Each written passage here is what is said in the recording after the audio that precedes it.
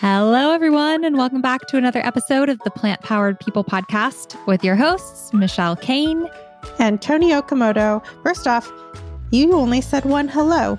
I really wanted to mix things up. So. I like it. You have to, everyone listening, you have to let us know. Usually Michelle says, hello, everyone. And it threw me off for a second. Okay. I like it. Every time I try and mix it up, I then end up stumbling. Like it's like if you are an athlete and you have a certain routine that you do before every single game. Like I used to do that in volleyball. I would always have the same way that I stepped, and then I would like drop the ball 2 times before I'd go and serve. And I feel like the same with the podcast. I just need to start the same way and then we're off and rolling. But any changes and it just throws everything off kilter. But hopefully we'll be okay this time.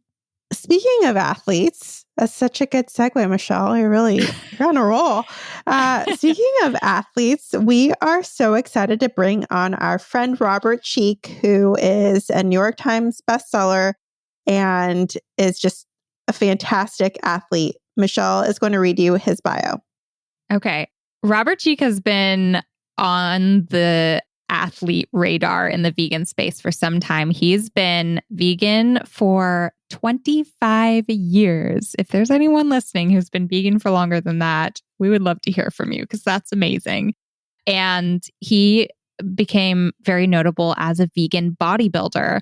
He's written 4 books. And as Tony mentioned, his latest is a New York Times bestseller, which he will mention lots throughout the show because it's really exciting. I feel like after 25 years of just living and showing that you can build muscle, you can definitely put on healthy, athletic weight on a plant-based diet, he has earned that title. So we're excited to bring on Robert Cheeke. But before we jump in, Tony, I thought it'd be fun to chat a little bit about our athletic backgrounds. Obviously, we're by no means professional athletes, but we both sort of identified as athletes when we were younger. Tony, what did you do in the athletic space? It's funny because I still feel slightly athletic because I'm back into dancing. And that is like running a marathon in high heels for 3 hours. Well, I guess that's a really fast marathon. Do they have competitive? Well, they have competitive dancing competitions and stuff. Is it like going to become the next Olympic sport? I don't know. I don't do aerials, but if you watch swing dancers train, they are being trained to get thrown in the air, and it requires some pretty serious dedication and core strength and cross training to have that athleticism, because otherwise you can cause some very serious injuries if you're being tossed up in the air, doing a flip while you're in the air and then being caught by your partner. It can be dangerous, and there have been some pretty serious injuries, but that is not the kind of level I am. But I do like to dance fast, and it does make me sore and tired, and I know when I'm out of shape. But I think you're talking about when I was running, and I got into plant-based eating, as most people listening probably already know, through running. I started just simply taking out red meat from my diet from a suggestion from my coach, but it ultimately led me here today to having this podcast with Michelle. So I'm very grateful for that. And then in my mid-20s, I ran a marathon, and that was brutal. I'll never, ever do such a thing again. It's really hard, as Michelle knows. She has also done long distance running, and it is no joke. Yeah, Tony and I actually both helped organize team training programs to run half marathons for different vegan and animal nonprofit organizations, which was really fun. That was my life for 5 years. A big focus of it was bringing together people who wanted to raise money to help animals and then do that by training to run. And it was so cool because most of the people who signed up were not runners at all. So we had an awesome coach, Darren, who's actually the co-founder of, or the son of the founder of V-Dog Food. And we had training plans, and I would send out weekly emails, and I learned so much about running. And actually in this episode, you'll hear a little bit about Matt Frazier, who is the co-author of the book that Robert Cheeke wrote. And I remember at the time, because this was like a decade ago almost, his resources on No Me Athlete were some of the ones that we turned to, because he was also a runner. So I thought that was cool. And he would sell these shirts, like these almost athletic shirts that said No Me Athlete on them. And at some of the races, often I would say at races that we'd go to, we would pass someone wearing one of his shirts. And it was such a cool sense of camaraderie to be able to like high five someone mid race that you don't even know, that you're just like, yeah, you're rocking it meat free. It was like before vegan athletes was a big mainstream thing, which now it is. It's so cool. That is really cool. And it's so important. We talked a little bit, but I wanted to expand on it because we didn't go in depth about the importance of finding your people when you're training as a vegan athlete and whatever. You did running groups. And I think that is so cool, because not only were you having that quality time chatting and training together, but then you would also have dinners together afterward. I think that's how you met Erica Gray, right? Yeah, actually, a big part of my active close friend group came from the team training programs that I was a part of. It brought together such a cool collection of people who were just willing to literally go the extra mile to do good in the world. It was pretty fun. But also they were virtual. So there was an in-person group, but our programs were actually international. So anyone from anywhere could join this nonprofit group and sign up to run, and they could train wherever they are, and they could get like remote emails and feel that sense of camaraderie, or even build a group of friends or local running group community where they could sort of build that where they were. And that was really fun to help organize too, because it was a lot of people who felt very alone, and having community and other like-minded people around you when you especially are training really hard and just like pushing your body to the limits is so helpful and just empowering. I feel like I could talk about sports all day. I truly miss soccer. That was my one true love back in the day. But we're going to move on to talking about professional vegan athletes and all sorts of tips for anyone looking to be an athlete eating a plant-based diet. Robert comes and shares it all. So let's dive in. But before we jump into the show, we want to give a big thank you to our sponsors of this episode, Better Than Bouillon and Vital Body Therapeutics. Better Than Bouillon is a not so secret cooking secret. It's not secret anymore because we sing their praises every episode. We love Better Than Bouillon. It's a concentrated soup broth base, and they have all sorts of incredible flavors to look out for. Seasoned vegetable is my go-to. Tony loves the no chicken flavor, but they also have a no beef, like a vegetarian, totally vegan, no beef broth. So if you're going to make some pho, noodle soup, or whatever, that one's perfect. They have a mushroom flavor. Neither Tony and I are big on mushrooms, but the flavor is sometimes needed to get that like delicious umami in soups and stews. So they do have a mushroom broth. And then one of my favorite recent ones that I discovered is their roasted garlic and sauteed onion. Those are two different ones. There's a roasted garlic and then there's a sauteed onion, and they are both delicious. If you're a garlic lover, you've got to try the roasted garlic. And then of course they also have they have a seasoned vegetable and then an organic seasoned vegetable if you like being fancy and organic, which I always appreciate. So love, love, love me some Better Than Bouillon. You can find it at your local grocery store. They carry it so many different places in the soup aisle. And if for some reason they don't carry it at your nearest store, then you can go to their website, betterthanbouillon.com. Michelle and I are also going to include some of our favorites in the show notes. We love soup big time. So check out our show notes so that you can use your new Better Than Bouillon container in those recipes. Yes, definitely. They use premium ingredients and it adds a rich flavor to dishes, all sorts of dishes with real vegetables and aromatic seasonings. So we love you, Better Than Bouillon. And we are so smitten that they're sponsoring the Plant Powered People podcast. Thank you, thank you, thank you. Next up, we'd like to thank our sponsor, Vital Body Therapeutics.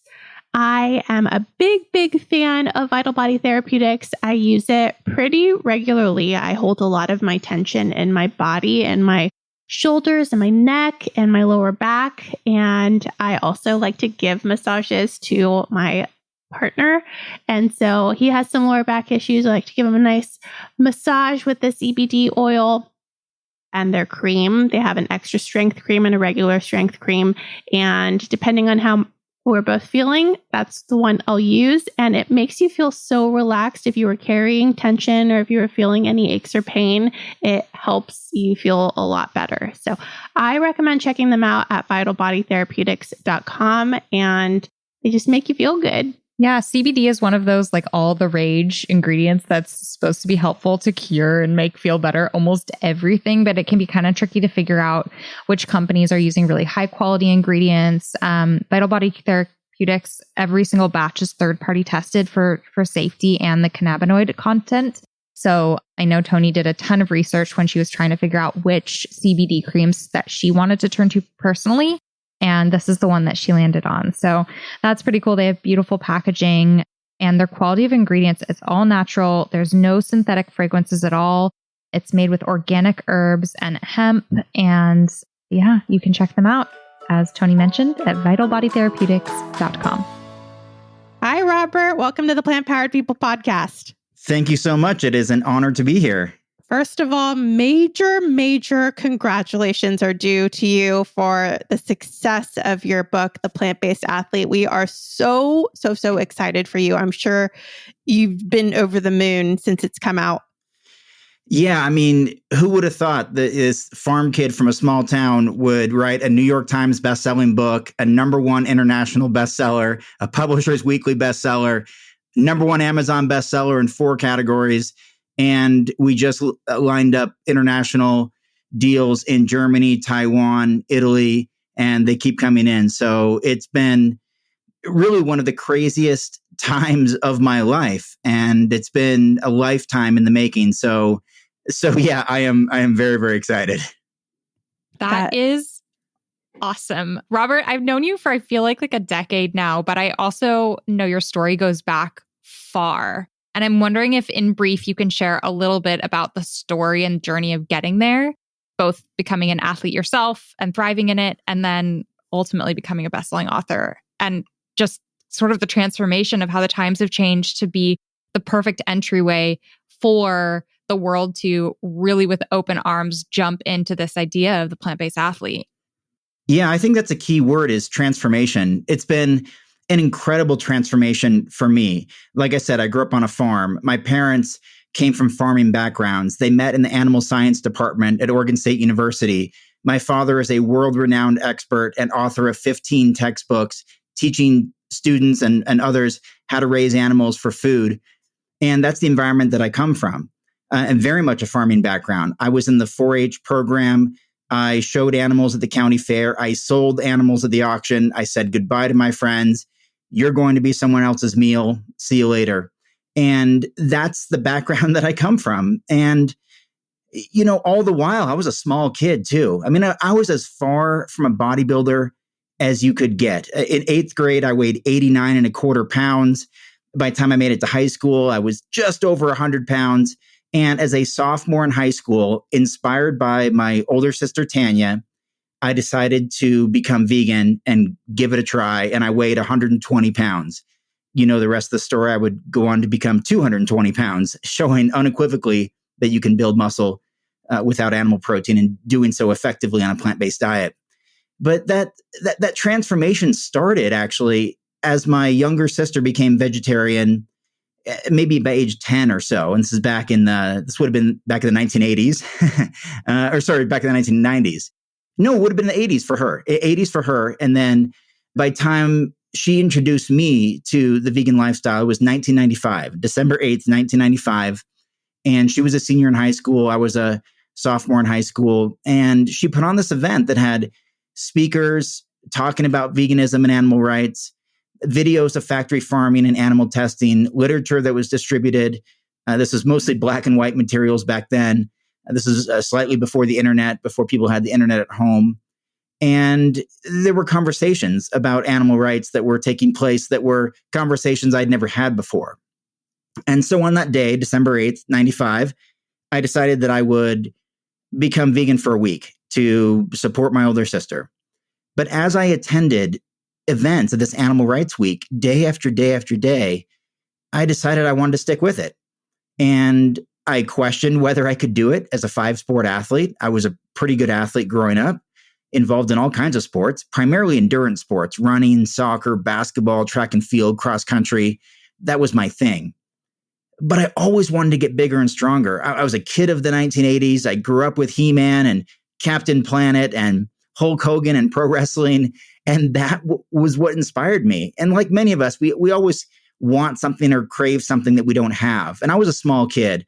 I always wanted to get bigger and stronger. And I saw on television that milk does a body good and beef is what's for dinner. And this is how you become masculine and strong. And I questioned all of that. But my sister gave me some confidence. And even back then, as teenagers, she said, Robert, it's not that we need meat, milk, and eggs. We need the nutrition that's commonly associated with those foods. But those aren't even the best sources of protein and calcium and vitamins and minerals and antioxidants and things like that. In fact, they're relatively poor sources in a lot of ways. So I stuck with it. 2 years later, I was organizing the Animal Rights Week at our high school, involved in all kinds of other things, protesting the circus, the clear cutting of old growth forests, starting recycling programs, composting, and really becoming an activist as a teenager, yet all the while still chasing these athletic dreams. Then I stumbled into lifting weights, got into bodybuilding, became a champion bodybuilder again, filmed a documentary about it back in 2005, wrote a book about it in 2010, went on to gain 100 pounds on a plant-based diet, wrote 4 other books on it, and recently collaborated with Matt Frazier from No Meat Athlete and wrote The Plant-Based Athlete, which, as I mentioned, ended up on the New York Times bestseller list and has inspired tens of thousands of people in a short amount of time. So that's the snapshot of the past quarter century of following my passion for animal rights, veganism, and fitness. And they were all supportive of one another in this quest to get where we are today. So it's been an honor to be part of this journey. And also, Michelle, to know you for a decade, and Tony, to have your support of our new book with an endorsement and all that. It's been a real honor. Oh, man, that is a lot that you fit into your life, which is just who you are. But what's really, really cool to me is that you stepped into vegan living as an athlete already, a passionate athlete, to see how it would go for you. And while your sister gave you encouragement, there really wasn't a lot out there at the time, right? Like today, you could probably, and I would actually love you to name like the top most high profile plant-based athletes that are killing it at their sport. And there's just so much evidence of how eating plant-based can just really propel you in your athletic career. But tell us how you were feeling when you were an athlete. And then what did you see as a result during those initial years? Yeah, those are great questions, and it's hard to fit everything in. I mean, because it has been decades, so it's hard to fit it all into a relatively brief conversation. But there's so many other aspects I didn't mention. I didn't talk about yet about how when I became vegan in the mid 90s, this was something that was very concerning for my parents. I mean, they thought I wasn't going to get enough nutrition, that I would be malnourished, incredibly unhealthy. There was no way I was going to reach my protein requirements or my nutrition requirements. And they were concerned for my health, as were my teammates, as were my coaches. But I pursued it anyway. And as I was involved and very much involved, giving presentations about animal rights in high school and promoting this idea of vegan fitness back then in the mid 1990s to my teammates, I was able to get the physical education department at my high school to order only rubber and synthetic leather materials rather than using leather and animal hides for different sports equipment. And I was able to actually encourage a number of other teammates to adopt a plant-based athlete lifestyle too, which was really rewarding back then to have some teammates who were doing it. So there were these initial concerns that many people had decades ago, that this was a diet or lifestyle that was risky, that it was unhealthy, problematic, incomplete, you name it, all these different synonyms for worrisome. And you fast forward to today, 25 years later, how often do we hear people say all the time, I know I should go plant-based for my health. I know I should go vegan for my health. I know I should do this for the environment or for animals or to, help me achieve a certain goal, whether that's preventing perhaps a diet-related disease, or reducing body fat, or losing weight, or having more energy, or getting off certain medications that are, again, as a result of diet-related decisions. We hear that all the time. People say all the time, I know I should go vegan for my health. And that wasn't the case decades ago. It's been a complete transformation to bring that word back into it.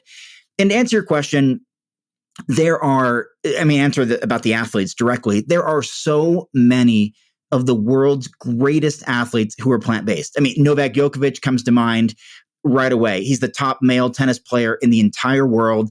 He was voted tennis player of the decade. And that's, again, up against Roger Federer and Nadal, two of the greatest of all time. Yet Novak is still ranked ahead of them, beating Roger Federer in that epic Wimbledon match a year or two ago. And he won Wimbledon again a couple weeks ago, and playing in the Olympics right now. And, just the greatest men's tennis player in the world. And then on the women's side, you have Serena and Venus Williams, the sisters who have dominated the sport of tennis for a decade or decade and a half or longer, and have tremendous plant-based stories.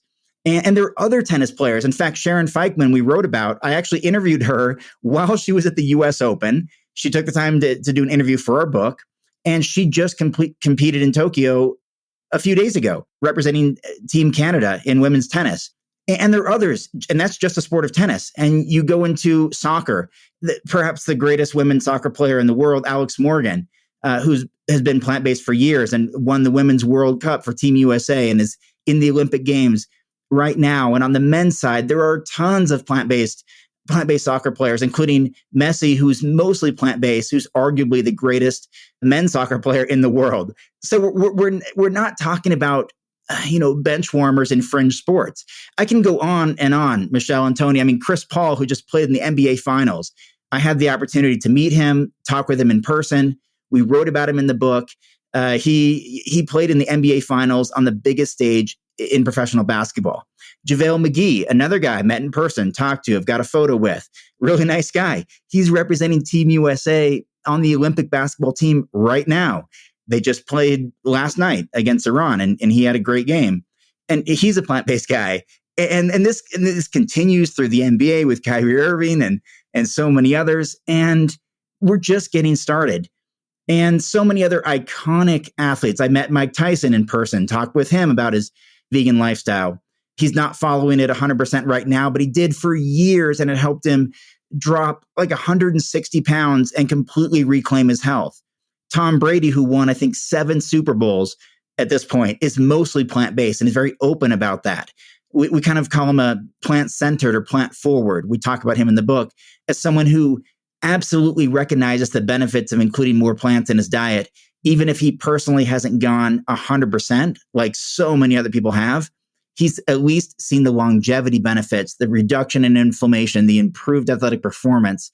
And that's what we're hoping that so many people can relate to. The men and women who are absolutely 100% plant-based, vegan, and thriving as some of the greatest athletes in the world, including many of the household names we wrote about in our book: Rich Roll, Scott Jurek, Fiona Oakes, Christine Vardaros, Megan Duhamel, all down the line, and recognize that Messi and Brady and a few others who are some of the greatest athletes the world has ever known are seeing the benefits of a mostly plant-based diet.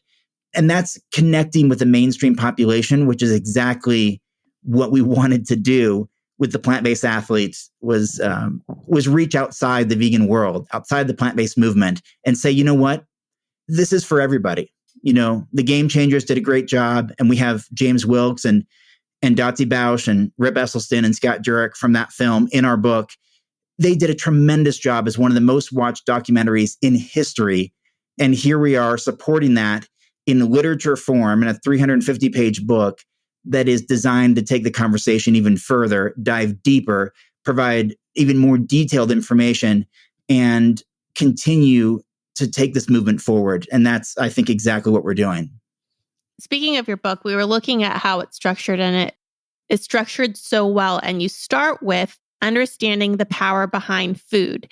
And we'd love to dive deeper into what that is and how food impacts athletes and how it's beneficial to training and recovery time. We'd love to hear your thoughts. Yeah, absolutely.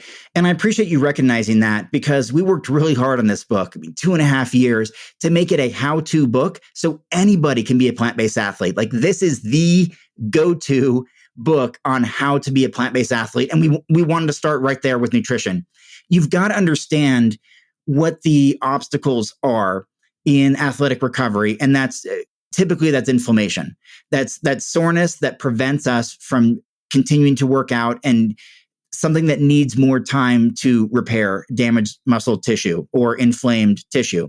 And as it turns out, it's largely animal protein and processed foods that are pro-inflammatory that lead to chronic inflammation or acute inflammation, which again is muscle soreness, is joint soreness, is pain, stiffness, the things that anyone who's even remotely athletic or active can recognize. I mean, if you go on a nice long hike, your first one in a long time, in weeks or months, I mean, you're going to feel muscle soreness and stiffness, right? You're going to feel it in your calves, your hamstrings, your quads, your glutes, maybe even elsewhere, even maybe your abs or your shoulders from pumping your arms or whatever the case is. But imagine you do that every single day as an athlete, where you're in the gym every day, you're on the soccer field or basketball court or tennis court, or you're on your surfboard or whatever, every single day.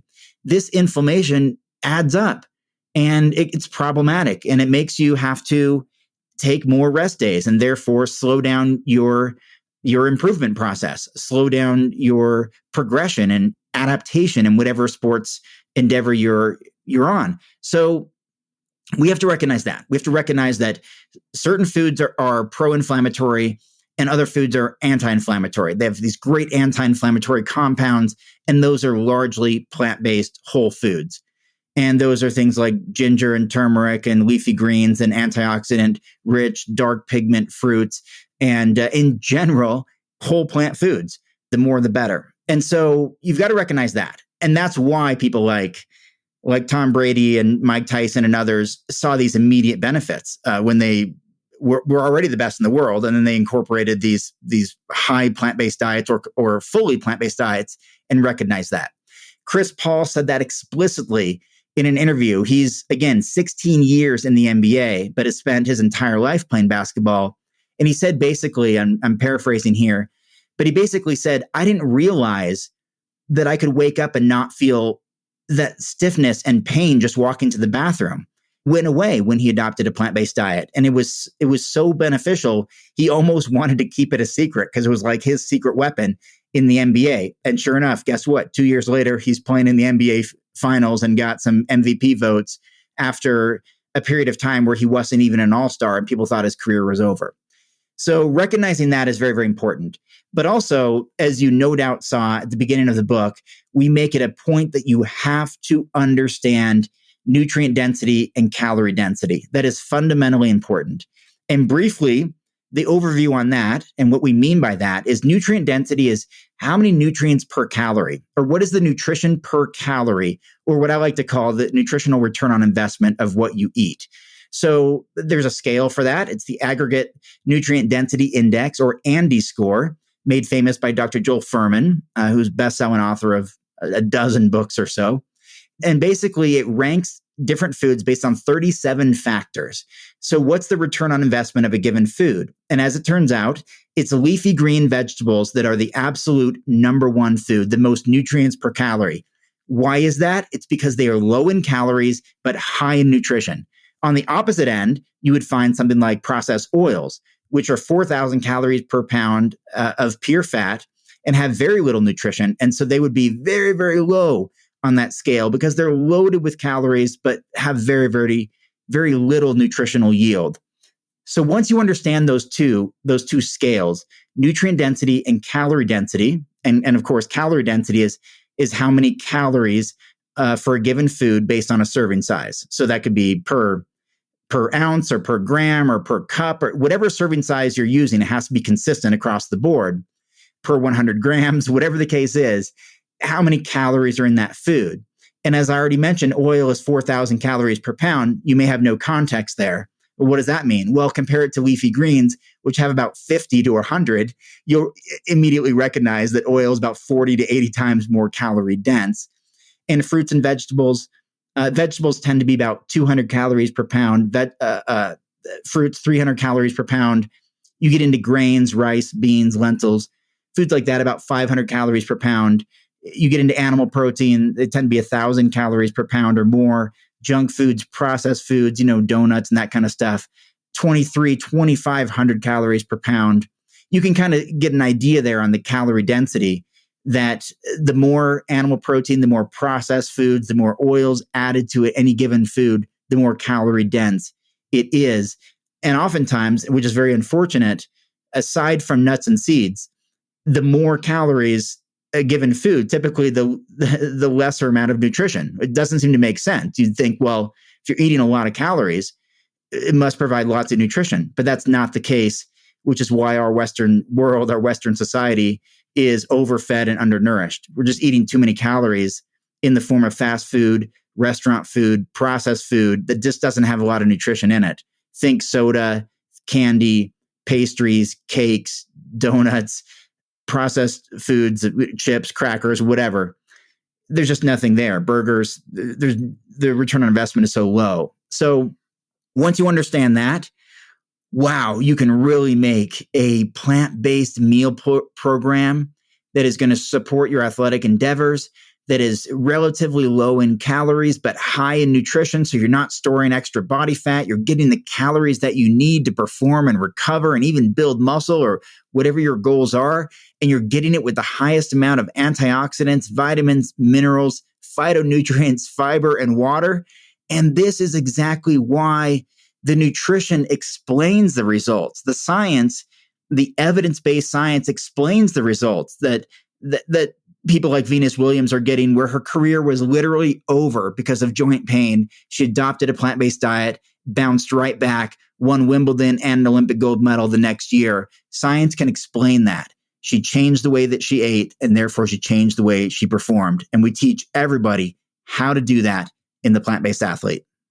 That is so inspiring. And what's crazy too is just in my experience knowing a lot of athletes, but who are not by any means pro athletes. So they don't have a team there trying to optimize their diet and performance. What I've seen is sort of the opposite approach, which can be really harmful over time, is you're working out a lot, you're running, you're playing sports, you're burning a lot of calories. So you feel like you can eat whatever you want. Just shove the junk food, the oil, the processed food, whatever, and you'll work it off, which is I think a dominant mentality when you're young and athletic. And that really can cause some huge issues over time. So it's so wonderful that the information is getting out there. And once you realize, wow, I'm eating more calories. So if I actually make those calories count for nutrition, you can be fueling your body with the best of the best fuel.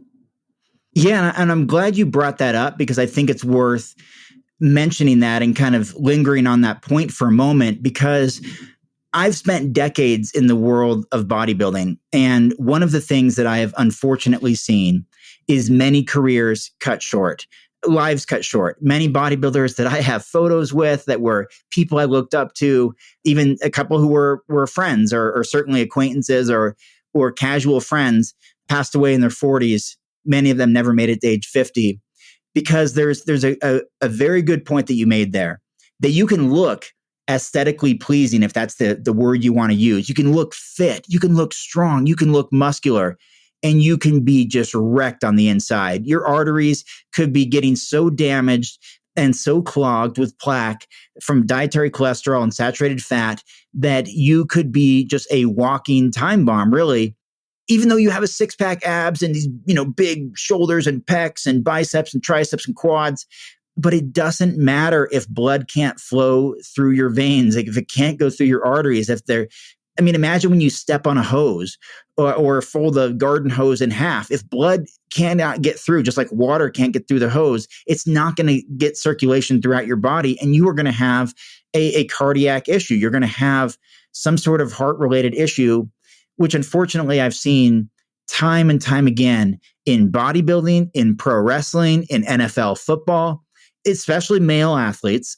Just for whatever reason, it tends to be male athletes who put on a lot of muscle and they eat a ton of animal protein. They're just obsessed with it, getting as many grams of animal protein as they possibly can.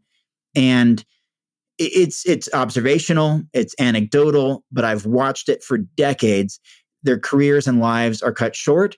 And in many cases, if they do make it past 40 or 50, they tend to maintain a massive amount of excess body fat and become obese and develop chronic issues. And that's largely because of the eating patterns they had when they were in their teens and 20s, playing in the NFL and being a pro wrestler on television, where they're eating just thousands and thousands and thousands of calories per day. Because like you said, they're able to burn it off and look fit and muscular and take all these supplements.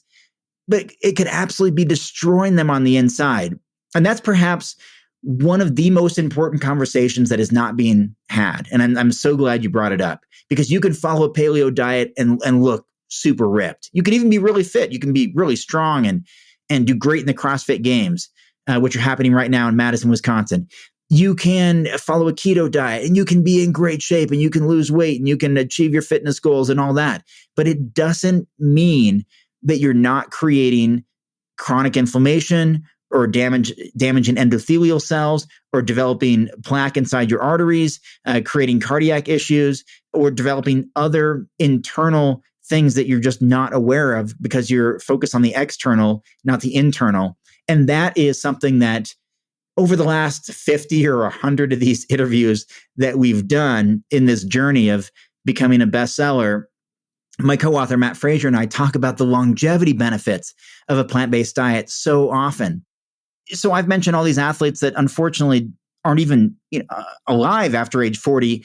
Yet in the plant-based world, we've got Rip Esselstyn setting a world record at age 58, and John Joseph competing in Ironman distant triathlons at age 59, and Fiona Oakes 5 decades into a vegan lifestyle since she was 5 years old, and now she's in her 50s and still representing her country in like 3 different distances of endurance running.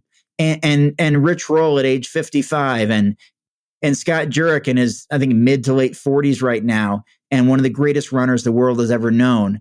And Christine Vardaros still competing as a professional cyclist in her 50s. I mean, this just doesn't happen on a regular standard diet all that often. Yet, these are just a handful of examples that I'm able to provide just from our book alone of athletes who are continuing to compete at a high level in their 50s.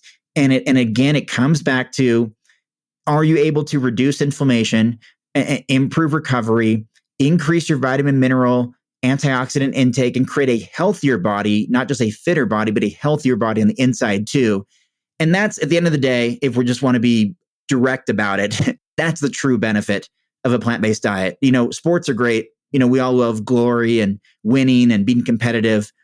But at the end of the day, I think we'd all agree that living a healthy, long life, free of a lot of these illnesses that can be prevented through diet is really rewarding and beneficial for whatever reasons you have, whether it's wanting to be a grandparent or wanting to just be largely pain-free as you get into your 70s, 80s, whatever.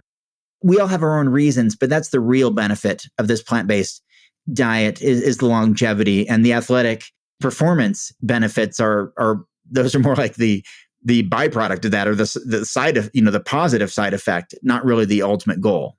You mentioned earlier that there are some athletes who eat a lot of meat, and I imagine it's because they believe that it's going to contribute protein into their diet. And I know that as someone who's not really an athlete, I hear about protein. My friends are concerned about, maybe not so much anymore, but at some point, my friends were really concerned about my protein consumption. So as an athlete, I'm sure you get it even more. How do you address that?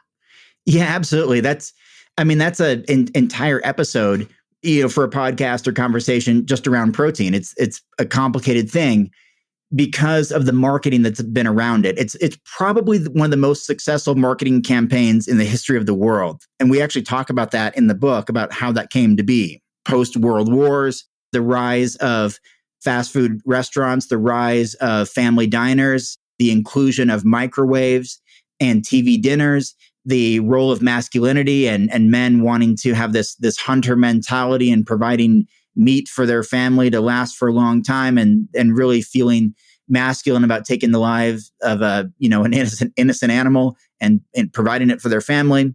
And the marketing that went into the protein supplement industry through the 70s and 80s and 90s that now is a over $100 billion industry, largely based on whey and casein proteins, which are a byproduct of cheese making, which were just being thrown out and discarded. And now they're being powderized and packaged and sold. And, even though they're, according to Dr. T. Colin Campbell, carcinogenic and very likely, especially casein protein, to lead to cancer or cancer tumor growth. And we know the impact that whey has on insulin-like growth factor 1 and the ability to grow cancer tumor cells. And even as Dr. Campbell, who wrote the China study and conducted one of the largest studies on human nutrition ever done in the history of the world, has said really bold statements like casein may be the most carcinogenic substance ever known, as far as a food that people consume. And then you factor in the fact that the World Health Organization classifies red meat and processed meats as either a class 1 or class 2A carcinogen that is very, very likely, very probable to lead to cancer, which you may know the numbers better than me. It's something like 1 in 2 people are going to get cancer now in today's society in America, whether it's breast cancer, prostate cancer, colorectal cancer, some form of cancer that's very, very much diet related. This obsession with protein is literally killing us. That is just the reality. And so, yes, protein is important. Yes, it helps maintain muscle mass and repair muscle tissue. Yes, it helps with hormone function. Yes, it plays lots of vital roles and it's important, but we just don't need as much as we think we need. For example, there's probably, and this is for anybody listening, not just you, but anybody listening, throughout your entire life, you've probably never met a single person who has a true protein deficiency, like a medically diagnosed clinical true protein deficiency, because it largely only happens in starving nations, in starving populations, or among people with eating disorders or lack of economic ability to afford adequate calories, afford food. People who are starving, people who are poor, like truly poor, people who live in a food desert, people who have eating disorders. That is the population that suffers from true clinical protein deficiency, which is almost 0 people we've ever met in our entire lives. Yet, almost every single person you've ever met, anyone you see at the grocery store, anyone you see at a concert, walking on the sidewalk, at work, at school, anyone you've ever met consumes more protein than they actually need. I mean, just think about that. Not just reaching their bare minimum. Almost every person you have ever met in your life consumes more protein than they actually need. Yet, as a society, we are convinced that we need to consume more of it, to the point that we need protein-infused water, protein popcorn, protein candy, protein added to everything, because marketing works.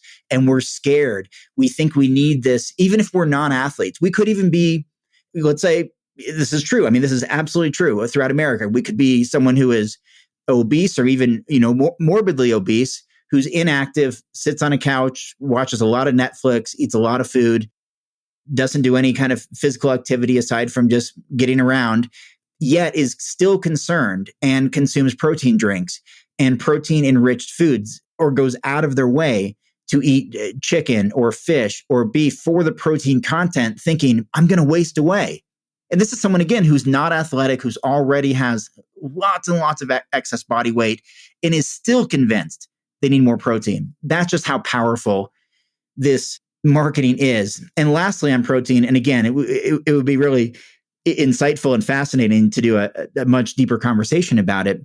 But you have to look at protein in its totality and the baggage that comes with it in the form that you choose. So let's say you're standard American diet follower, you're athletic, you are active, and you obsess about protein. You fixate on it because that's what you've been taught and that's what's on your mind. And so you go out of your way to consume lots of animal protein. Well, you have to understand that along with that, there's very likely going to be excess amounts of dietary cholesterol, saturated fat, excess calories in general. It could come as a class 1 or class 2A carcinogen, and it could lead to inflammation. These are all the things that come with it. You can't just say, oh, I reached my 100 grams of protein today. No, I got my 100 grams of protein, plus I got X amount of dietary cholesterol, X amount of saturated fat, X amount of surplus calories.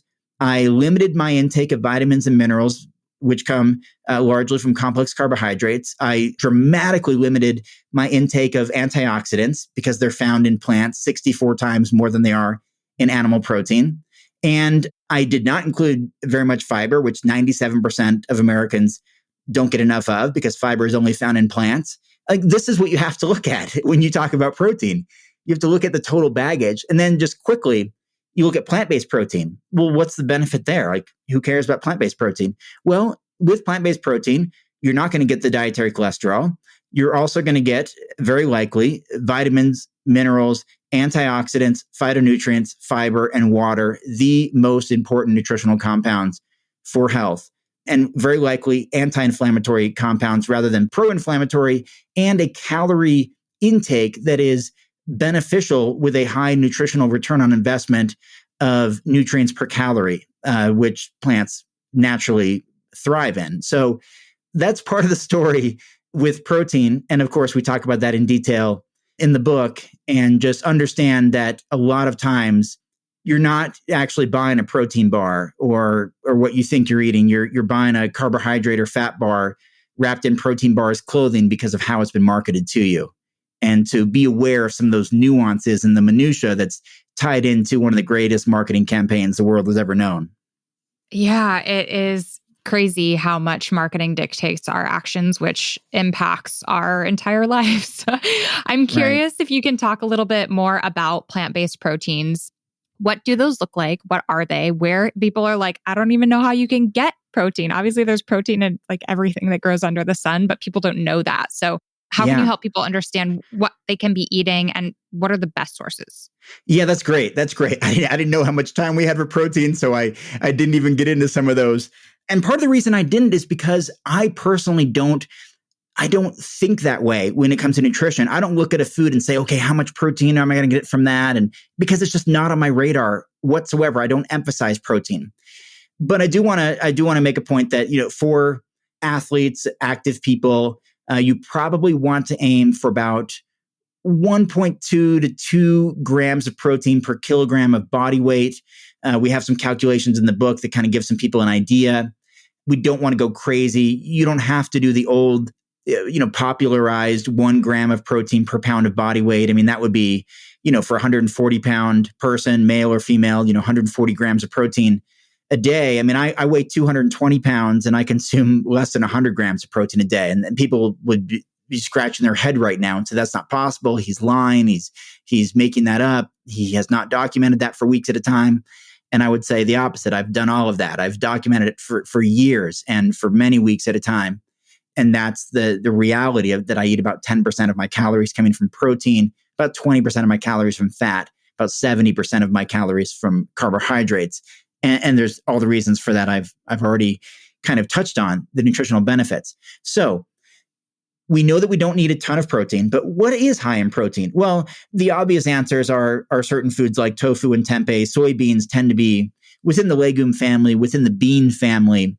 Soybeans have by far the most protein. They're just, much more than pinto beans or black beans or navy beans or garbanzo beans. I mean, soybeans are just so high in protein, which is what makes them so popular among vegans or among vegetarians or athletes even. Soy is just a great source of it. And it's not something we have to be scared of or worried about, especially if we consume it in an organic state rather than GMO soy, which most GMO soy is grown and fed to animals, which then people consume. And so all the anti-soy meatheads out there are actually consuming a ton of it because it's part of the process of feeding animals. And it's also mixed in, as you know, in some fast food restaurants, it helps water down or change the cost of ground beef at, Taco Bell or other places where soy protein is mixed in. It's, tons of people who are anti-soy are eating soy all the time without even knowing it, and contributing to the growth of soy and adding more crops and clear cutting rainforests and all that to grow monocrops of soy to feed to animals or just to raise animals on that land that used to be rainforest and other areas that had trees and things like that. So soybeans, obviously, tofu, tempeh, but other beans and legumes. Lentils are the most affordable food on the planet as far as when you factor in everything from the nutritional yield the calorie density and what they provide, they tend to be the most affordable food worldwide, which also contain tons of nutritional benefits, including being pretty high in protein. So all legumes, nuts and seeds are fantastic. I don't think I fully mentioned, but they are very high in calories. They're 2,800 calories per pound for nuts, seeds, nut butters. And so just be aware of that. They're very, very high in calories because they're partly high in fat, which has 9 calories per gram, which is more than double the amount of calories per gram of carbohydrates and protein, which are 4 calories per gram. So nuts and seeds and nut butters and seed butters are great sources. Leafy green vegetables can be a pretty good source. They can be 50% of their calories coming from protein, but as we already stated, they're very low in total calories. So you'd have to eat a high volume. So in that case, maybe blending them in a smoothie, you get a lot more of it from leafy greens like kale, spinach, watercress, collard greens, rather than a salad where they just can't eat that many of them. So you'd have to saute them, or you'd have to wilt them, or have to blend them, or in some other way to consume large amounts of them. But really, what I really aim to communicate is that you don't have to think of it in that reductionist mindset where you don't need to look at a food and say, okay, this food is high in carbohydrate, this food is high in protein, this food is high in fat, this food is high in vitamin B7, or this food is high in vitamin K2, or this food is a really great source of potassium.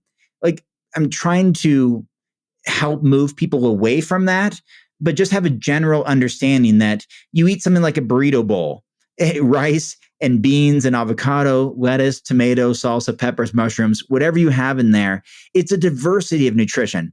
Amino acids are what make up the building blocks of protein. And amino acids, as you said, are in every food. I mean, you'll find protein in mango and in watermelon. Not very much, but you'll still find it there because they're in the amino acids. And so at the end of the day, eating a diversity of calories is typically a good idea, just for a lot of reasons. One, you get varied nutrition, different levels of vitamins, minerals, antioxidants, amino acids, of course, which are the building blocks of protein, coming from lots of different sources. They may contain omega-3 essential fatty acids or other nutritional benefits. And also the flavors change and create more of a creative and desirable diet that makes you want to stick with it rather than, sticking with the same few fruits and vegetables every day, to diversify things, having quinoa and flax seeds and chia seeds and black beans and lentils and oats and rice and yams and sweet potatoes and all of that, cauliflower, broccoli, it all matters. Yeah, some foods are higher in protein than others, but I'm a much bigger fan of just reaching your calorie needs and letting the amino acids, sort themselves out. We're now narrowing in on time, and I have a lot of questions for you. So let's get started on some of the most common questions that we hear all the time. Like, how easy is it to build muscle as a plant-based athlete? You, of course, are the person to be asking this question. Yeah. So basically it comes down to eating a calorie surplus combined with resistance weight training. I'll try to speed up my answers here as I know we're running a little on time. I mean, that is the answer. So basically, in order to build mass, you have to eat a calorie surplus, which is consuming more than you're expending. And you have to do some sort of resistance training, particularly weight training is a good idea in order to build muscle rather than fat when you consume excess calories. So what that means quickly, and I hope this is helpful, is for everyone to use a Harris-Benedict calculator. You can just Google that, Harris-Benedict calculator, which you enter in your gender, age, height, weight, and activity level. Is basically your basal metabolic rate plus your activity level. And it'll give you an approximate number of calories that you expend per day based on all those factors. And then you can use something like MyFitnessPal or Chronometer to document your calorie intake of foods and beverages consumed throughout the day, and then compare the two. Okay, I expend 2,500 calories per day and I consume 3,000 calories per day. What does that mean? That means there's like 500 calorie surplus every single day, which is going to lead to weight gain. And this is what happens to hundreds of millions of people around the world all the time without being aware of it. That is how we gain weight. That is how obesity happens, because we consume an excess of calories beyond what we're expending without knowing it. Athletes just tend to be a little bit more aware of it because it's a factor in our sports performance. So as a bodybuilder, to again, just finish answering this question, if you want, or not just a bodybuilder, but anyone who wants to build muscle, you must be in a calorie surplus in order to add mass. And you need to be consistent with resistance training in order to create those micro tears and muscle fibers to allow them to recover and grow and repair and get bigger and stronger. And that's as simple as that. Use that Harris Benedict calculator and use my FitnessPal chronometer. Be consistent and be patient and allow adaptation and improvement to happen over time. And you absolutely can and will build muscle. And what about supplements like protein powder? I know if I'm a casual jogger who goes out for 30 minutes a day at a very leisurely, comfortable pace, do I need to take supplements, or is eating a whole foods plant-based diet that is filled with lots of nuts and beans and nut butters going to be sufficient? This may surprise you, but absolutely, whether you're a casual, jogger, as you mentioned, or even if you are a hardcore weightlifter, you do not need to consume protein powders. I'm someone who has not consumed them in a decade. No protein powders, protein bars, emphasis on high protein foods for an entire decade. And during that time, I've become the biggest and strongest I've ever been in my entire life, even now that I'm into my 40s. And I'm just one example. I've talked to Nimai Delgado. He's read a lot of my work. We've had some conversations. He said he has started to limit his protein intake. Of course, he uses supplements. He has his own supplement brand, but he knows full well that you don't have to. It's just something that some people like to do for convenience. Really, at the end of the day, things like protein powders and most supplements have to do with habit and repetition and routine and convenience more than anything else. So nope, to answer your question, you do not need protein supplement whatsoever. The only supplements that you would want to use would be vitamin B12 supplement, which, as you both know, does not come from animals, does not come from plants. It's a bacteria that's often found in dirty food, red meat, in the soil. It's in our sterile food system, our sterile food and water system. We just don't consume a lot of dietary B12 in the form of bacteria. So supplement's a great idea for everybody, vegan or not.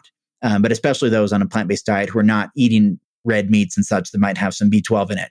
And vitamin D can be very important for a lot of people. That comes from the sun. Unless you're living in Los Angeles or south of Los Angeles or Dallas or Atlanta, south of that latitudinal line, you're just not going to get enough vitamin D throughout the year. And so supplement would be a great idea there. And then omega-3 essential fatty acids, DHA, EPA, some people have a hard time converting that and getting adequate quantities of omega-3 essential fatty acids. That supplement could be a good idea. Naturally, you can find that in walnuts and chia seeds and hemp seeds and some other foods, other plant-based sources, of course. But that's it for supplements, really. We have a whole chapter about it in the book. We can, dive deeper into creatine and branched chain amino acids and all that. But with your question regarding protein powders, absolutely not necessary. It's 100% comes down to marketing, convenience, and personal preference and habit, why people do or do not use those products. Fascinating. I think you may have just saved a lot of people a lot of money, Robert. I hope so, because it's something that doesn't get talked about enough, but it's the real reality. Again, the marketing plays the big factor in there. Again, the idea of consuming something that we already get enough of in the form of an isolated form that doesn't have the water and fiber and all the vitamins and minerals intact just doesn't make any sense. Mm-hmm.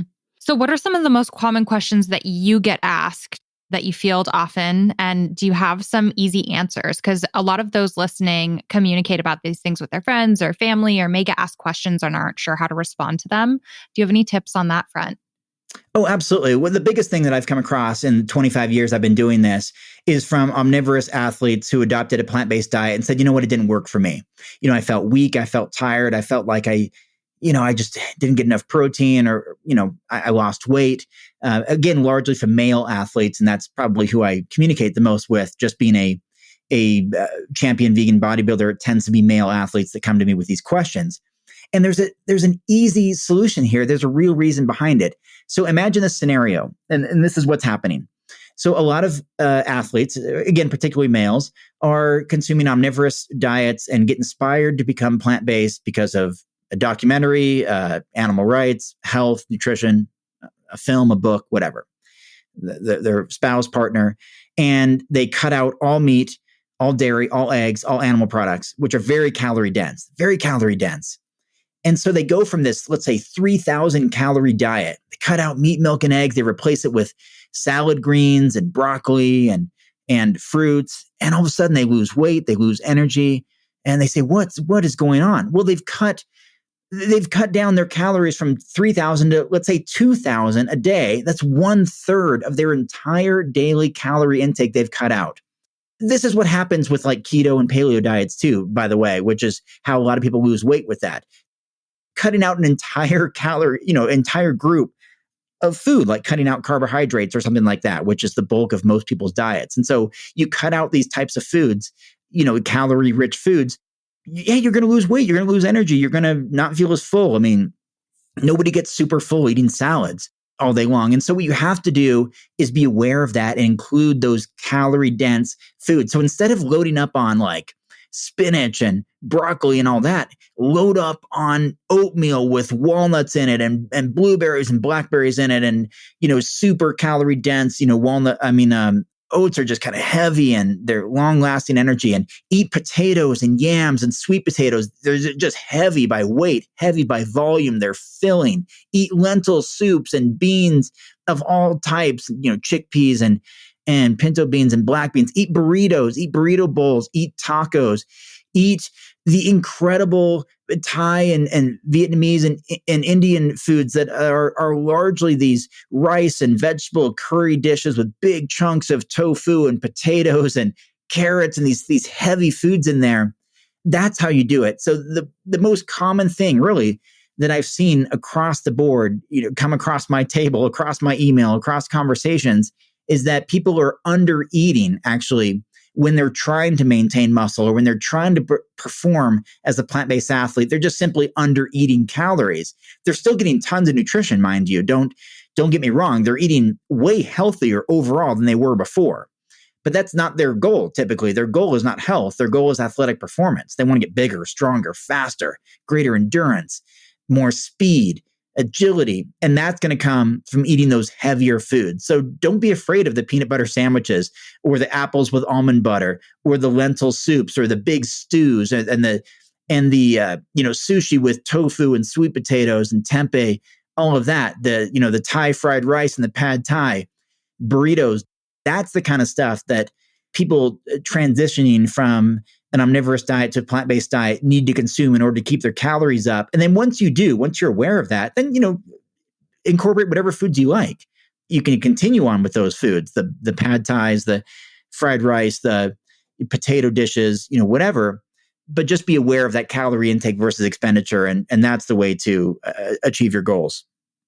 That's something that I hear a lot, even outside of athletes, is if people start eating plant-based and they're just feeling lethargic or tired or the opposite of what they expect, because everyone says you feel more energy and you feel so great. And I think the big answer is usually you're not eating enough food, because when you're filling your plate with plants, it's inevitably going to be far fewer calories usually than filling your plate with animal products. So I think that's a really great tip.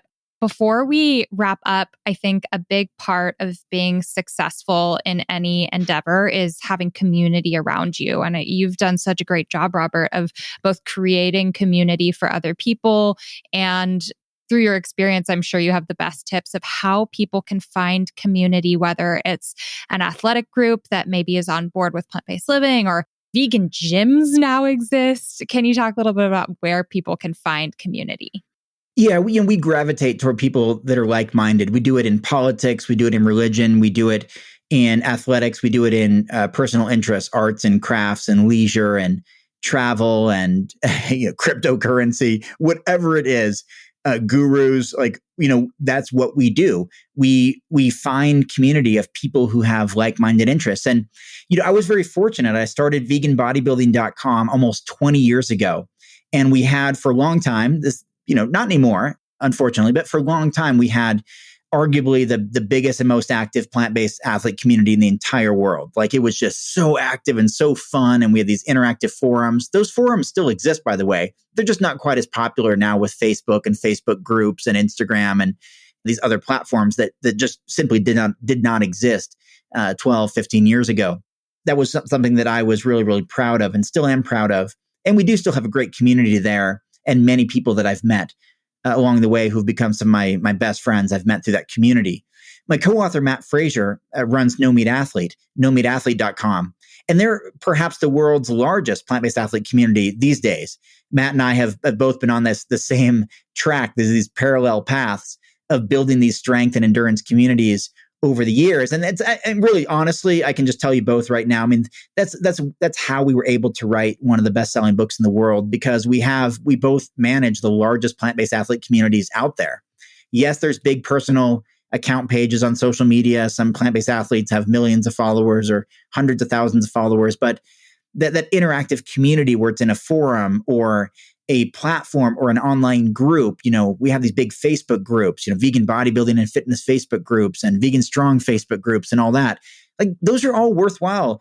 And that's also where I offer signed copies of my books and all these free bonuses and all this stuff. I reward our newsletter communities. Matt and I both have large newsletter followings. That's part of being part of a community. Just like I subscribe to other newsletters that I'm interested in, like Nutrition Facts, Dr. Greger, or Forks Over Knives, or Nutrition Studies, Dr. Campbell's organization, or PCRM, or whatever, because I want to be part of those communities. And then, I know the world's in a little bit of a awkward place at the moment. So some things are up in the air, like, for example, vegan festivals that I've attended for 15 years as a speaker or exhibitor, or the vegan cruise, which I've been on for 10 consecutive years. That's where I met my wife 10 years ago on the dance floor on the vegan cruise. And we've been on 10 years since. And 2,000 vegans are out there floating around the Caribbean for a week together. I mean, talk about building community. I mean, you're stuck on a ship together, doing everything together, meals together, workouts together. Like, it's amazing. And so, I just encourage people to seek that out. I know it's difficult right now because vegan festivals and some things are not happening. The health conferences, a lot of the stuff is virtual, but you can still be part of the virtual events. And I've been part of many of those too. And then when things do return, and hopefully they will, find those things, those events, those groups, those festivals, those conferences in your community, or make it a point to travel to one. And you may discover some of the best friends you've ever met in your life. And that's been true for me. Awesome. Absolutely.